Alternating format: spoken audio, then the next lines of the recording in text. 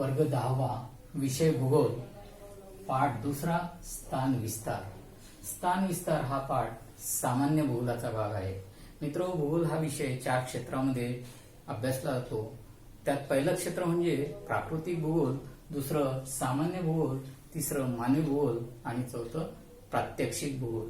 त्यापैकी हा पाठ आपला सामान्य भूगोलाचा भाग म्हणून गणला गेलेला आहे। विद्यार्थी मित्र, मागील इयत्तांमध्ये आपण विविध भौगोलिक प्रक्रियांचा अभ्यास केलेला आहे।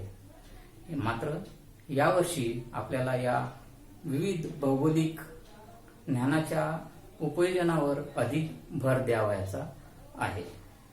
मित्रहो, आपल्या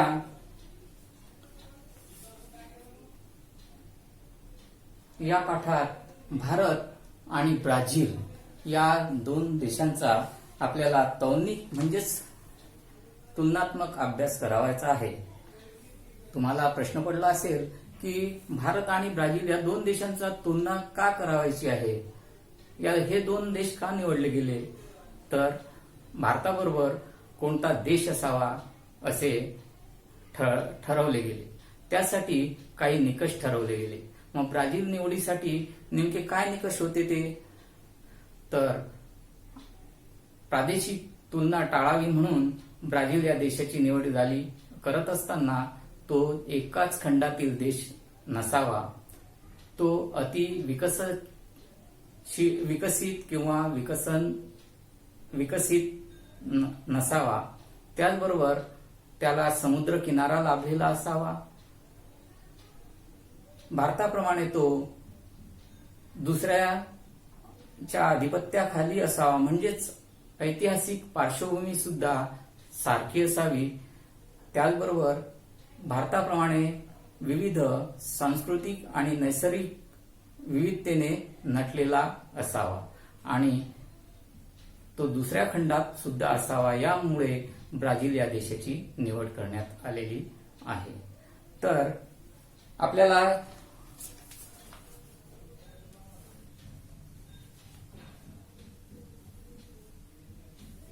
भूगोल या विषयाच्या अभ्यासासाठी पुन्हा काही क्षमतांचा सुद्धा विचार करावायचा आहे।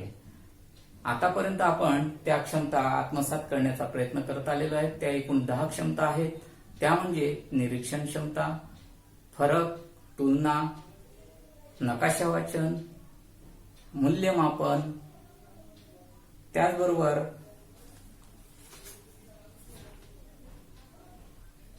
निष्कर्ष, विश्लेषण, सादरीकरण आणि चिकित्सक विचार, या 10 गोष्टींचा आपल्याला विचार करावायचा आहे। तर प्रस्तुत पाठात आपल्याला 2 ध्वज दाखवण्यात आलेले आहेत। त्या ध्वज ओळखण्यासाठी आपल्याला काही सूचक विधाने करण्यात आलेली आहे। पहिल्या ध्वजासाठी पहिलं सूचक विधान आहेत मित्रो, जागतिक लोकसंख्येत दुसऱ्या क्रमांकावरील असलेला देश कोणता। दुसरं विधान आहे मसाल्याच्या पदार्थासाठी प्रसिद्ध असलेला देश कोणता। आणि तिसरं विधान आहे क्रिकेट हा खेळ लोकप्रिय असलेला देश कोणता। या तिघही विधानांवरून आपण आणि ध्वजाकडे पाहिले असता हा भारताचाच ध्वज आहे हे आपल्या लक्षात येते। दुसऱ्या ध्वजाचा विचार करूया। दुसऱ्या ध्वजासाठी देण्यात आलेले 3 सूचक विधाने पाहूया। पहिलं विधान आहे सांबा नृत्यासाठी प्रसिद्ध असलेला देश कोणता। दुसरं विधान आहे जगाचा कॉफीपॉट म्हणून संबोधला जाणारा देश कोणता। आणि तिसरं विधान आहे फुटबॉल हा खेळ लोकप्रिय असलेला देश कोणता। तर या विधानांवरून आपल्या लक्षात येते की हा निश्चितच ब्राझील देश आहे। त्या दोघांपैकी आता आपण फक्त भारत या देशाचा स्थान विस्तार पाहणार आहोत। तर आपल्या आपल्या देशाचे नाव आहे भारतीय प्रजासत्ताक। प्रजा म्हणजे लोक, सत्ताक म्हणजे राज्य, लोकांचे राज्य। मित्रो, आपल्या भारतात संसदीय प्रजासत्ताक शासन प्रणाली आहे। आपल्या भारताची राजधानी आहे नवी दिल्ली। मित्रो, पुढचा मुद्दा आहे तो मुख्य मुद्दा म्हणजे स्थान। आता स्थान पाहत असताना आपल्याला अक्षरवृत्त, रेखावृत्ताच्या संदर्भात स्थान सांगता येते, तसेच पृथ्वीवरील असलेल्या खंडांच्या संदर्भात सुद्धा स्थान सांगता येते. पण अक्षरवृत्त आणि रेखावृत्त यांची आधी आपण थोडक्यात पुन्हा उजळणी करून घेऊया. तर पृथ्वीगोलावर असलेल्या काल्पनिक आडव्या वर्तुळाकार रेषांना आपण अक्षरवृत्ते म्हणतो, तर पृथ्वीगोलावर असलेल्या उभ्या अर्धगोल रेषांना आपण रेखावृत्ते म्हणतो. हे आपण 6व्या इयत्तेतच शिकलेलो आहोत. तर मित्र, 0° अक्षरवृत्तामुळे म्हणजे विषुववृत्तामुळे पृथ्वीचे उत्तर गोलार्ध आणि दक्षिण गोलार्ध असे 2 भाग झालेले आहेत. तर 0° मूळ रेखावृत्तापासून तर 180° रेखावृत्त म्हणजे या 2 अर्धवर्तुळाकार रेषांनी पूर्ण वर्तुळ तयार झालेलं आहे पृथ्वीवरती, आणि त्यामुळे पूर्व गोलार्ध आणि पश्चिम गोलार्ध असे 2 भाग झालेले आहे. तर भारताचे स्थान पृथ्वीवर अक्षरवृत्ताच्या संदर्भात सांगायचे झाल्यास नकाशात बघा, तर इथे हे विषुववृत्त गेलेलं आहे. विषुववृत्ताच्या उत्तरेला हा आपल्याला भारत देश दिसत आहे, म्हणजे अक्षरवृत्ताच्या संदर्भाने तो उत्तर गोलार्धात आहे. रेखावृत्ताच्या संदर्भात सांगायचे झाल्यास हे 0° रेखावृत्त, आणि या रेखावृत्ताच्या पूर्व दिशेला तो भारत देश आपल्याला दिसत आहे, म्हणजेच भारत हा देश पूर्व गोलार्धात आहे असे आपण म्हणू शकतो. इथं आपण ब्राझील देशाचंही बघून घेऊया. ब्राझील देश हा विषुववृत्ताच्या मुळे झालेल्या गोलार्धांमुळे विषुववृत्ताच्या उत्तरेलाही आहे आणि बराचसा भाग दक्षिणेला आहे, म्हणजे ब्राझील हा देश काहीसा उत्तर गोलार्धात आणि बहुतांश भाग दक्षिण गोलार्धात आहे असे आपण म्हणू. त्याचबरोबर तो रेखावृत्ताच्या संदर्भात सांगायचे झाल्यास पश्चिम दिशेला दिसत असल्यामुळे पूर्णपणे तो पश्चिम गोलार्धात आहे असे आपण म्हणूया. तर आता खंडांच्या संदर्भात पाहूया भारताचं स्थान. तर मित्रो, खंड, तर आपल्याला पृथ्वीवर एकूण 7 खंड आहेत, त्याची थोडी उजळणी करून घेऊया. पृथ्वीवर एकूण 7 खंड आहेत. आशिया खंड, ऑस्ट्रिया खंड, अंटार्क्टिका खंड, आफ्रिका खंड, युरोप खंड, उत्तर अमेरिका खंड आणि दक्षिण अमेरिका खंड. तर आपला भारत देश हा आशिया खंडाच्या दक्षिण भागात आहे. तर असं आपण स्थान पाहिलेलं आहे. आता विस्ताराच्या संदर्भात सांगायचं झालं तर अंतराने सुद्धा आपण विस्तार सांगू शकतो. तर भारताचं उत्तर दक्षिण अंतर आहे 3287 किलोमीटर आणि पूर्व पश्चिम अंतर आहे 2933 किलोमीटर. आपल्या भारताचं पूर्ण क्षेत्रफळ आहे 32,87,263 चौरस किलोमीटर. क्षेत्रफळाच्या दृष्टीने जगामध्ये आपल्या भारताचा 7वा क्रमांक लागतो. आताच आपण अंतराच्या दृष्टीने जसा विस्तार पाहिला, तो आता आपण अक्षरवृत्त आणि रेखावृत्ताच्या संदर्भाने पाहणार आहोत. मित्रो, नकाशावर जर आपण पाहिलं तर बघा, भारत राजकीयमध्ये आपल्याला या उभ्या रेषा आणि आडव्या रेषा दाखवण्यात आलेल्या आहेत. त्यावरून आता आपण अक्षरवृत्ताच्या संदर्भाने विस्तार पाहणार आहोत. तर भारताचं अक्षरवृत्ताच्या संदर्भाने असलेला विस्तार 8°4' उत्तर अक्षरवृत्त ते 37°7'6" उत्तर अक्षरवृत्ताच्या दरम्यान भारताचा विस्तार झालेला आहे. आता रेखावृत्ताच्या संदर्भाने पाहूया. 68° पूर्व 68°7' पूर्व रेखावृत्त ते 97°25' पूर्व रेखावृत्ताच्या दरम्यान आपला भारत देश पसरलेला विस्तारलेला आहे. परंतु मित्रो, आपल्या भारत देशाचे काही भाग हा बंगालच्या उपसागरात अंदमान निकोबार बेटे म्हणून आहे, तर अरबी समुद्रात लक्षद्वीप बेटे म्हणून सुद्धा आहे. त्यामध्ये अंदमान निकोबार बेटामधील ग्रेट निकोबारचं शेवटचं टोक आहे इंदिरा पॉइंट.